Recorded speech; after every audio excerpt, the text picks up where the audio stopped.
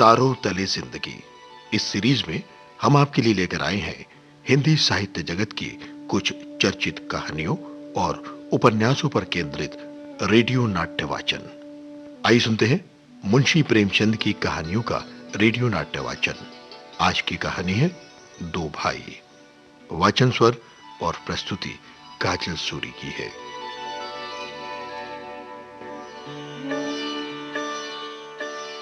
सुबह की सूरज की सुहावनी धूप में कलावती दोनों बेटों को गोद में बैठाकर दूध और रोटी खिलाती।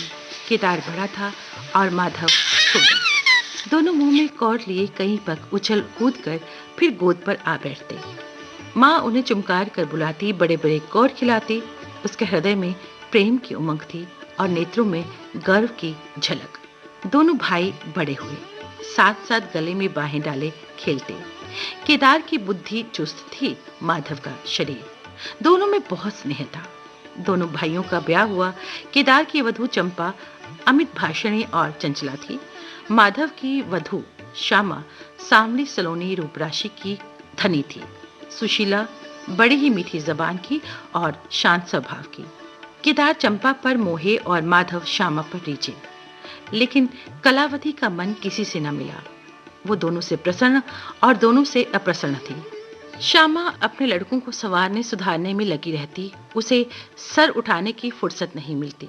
बेचारी चंपा, जिसकी कोई औलाद नहीं थी, चूल्हे में जलना और चक्की में पिसना था उसकी किस्मत में।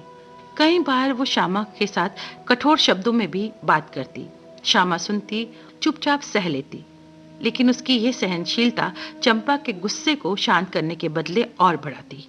हाल ये हुआ कि चंपा और श्यामा समकोण बनाने वाली रेखाओं की तरह अलग अलग हो गए। एक ही घर में दो चूल्हे जलने लगे और कलावती रोने लगी।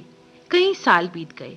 दोनों भाई, जो किसी समय एक ही पालथी पर बैठते, एक ही थाली में खाते, उन्हें अब एक घर में, एक गांव में रहना मुश्किल हो गया। लेकिन कुल की साख में बट्टा न लगे, इसलिए उन्हें साथ रहना पड़ा।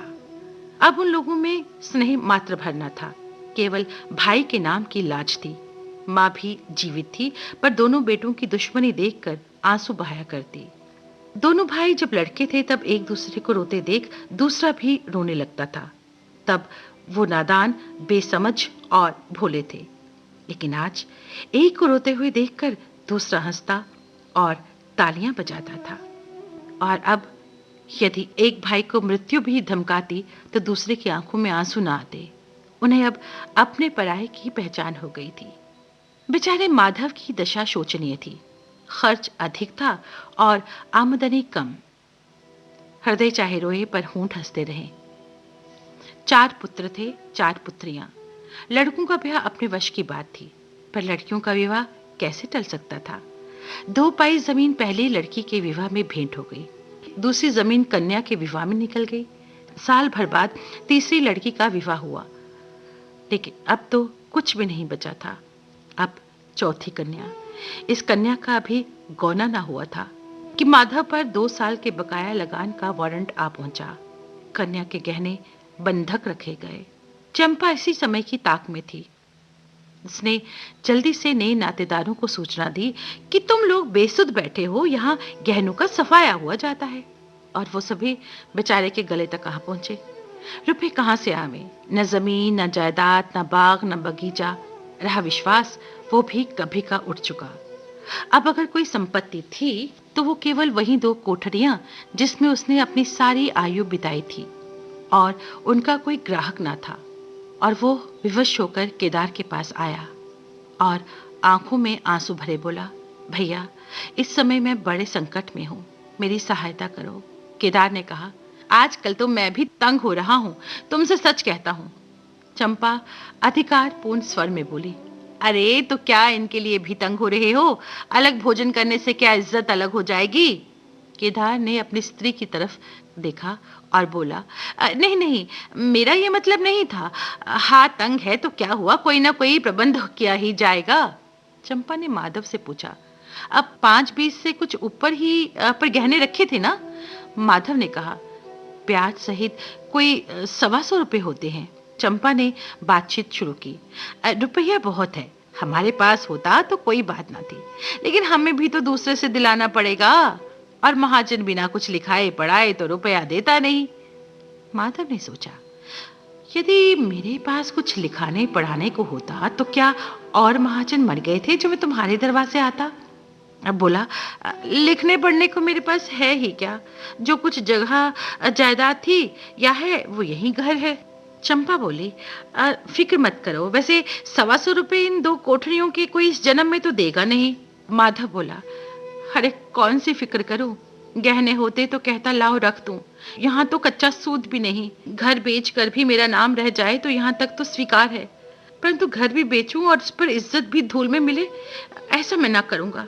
केवल नाम का ध्यान है, और सच पूछो तो मुझे अपने नाम की कोई चिंता नहीं। मुझे कौन जानता है, संसार तो भैया पर हंसेगा ना। केदार का मुंह सूख गया। चंपा भी चकरा गई। उसे माधव से ऐसी बात की आशा ना थी। उसकी तरफ देखकर बोली, देखो कभी कभी तुम भी लड़कों की सी बातें करते हो। अब भला इस झोंपड़ी पर कौन से रुपए निकाल कर देगा? घर पर तो तुमको वहीं 4-20 रुपए मिलेंगे। हाँ, और रुपयों का प्रबंध हम अपने आप कर लेंगे।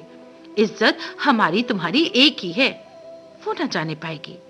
वो रुपया अलग खाते में चढ़ा लिया जाएगा। माधव की इच्छाएं पूरी हुई। वो खुश होकर घर की तरफ चल पड़ा। सुबह का समय था। केदार के दरवाजे पर गांव के मुखिया और नंबरदार विराजमान थे। मुंशी दाता दयाल अभिमान से चारपाई पर बैठे कलम बनाते और बार बार खत रखते। केदार और चंपा भी वहीं बैठे थे। माधव भी वहीं था। मुखिया ने कहा, भाई ऐसा हित न भाई ऐसा शत्रु।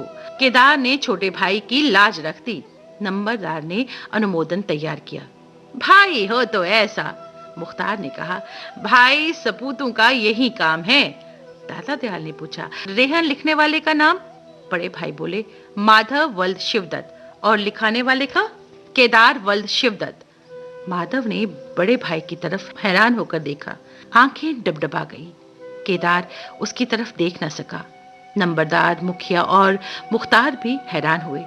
क्या केदार खुद ही रुपया दे रहा है? बातचीत तो किसी साहूकार की थी। जब घर में ही रुपया मौजूद है तो उस रेहननामे की क्या जरूरत थी? भाई भाई में इतना अविश्वास। श्यामा दरवाजे पर खड़ी होकर ये सुन रही थी। बूढ़ी अम्मा ने सुना तो सूखी नदी उमड़ गई। उसने एक बार आसमान की तरफ देखा और माथा ठोक लिया।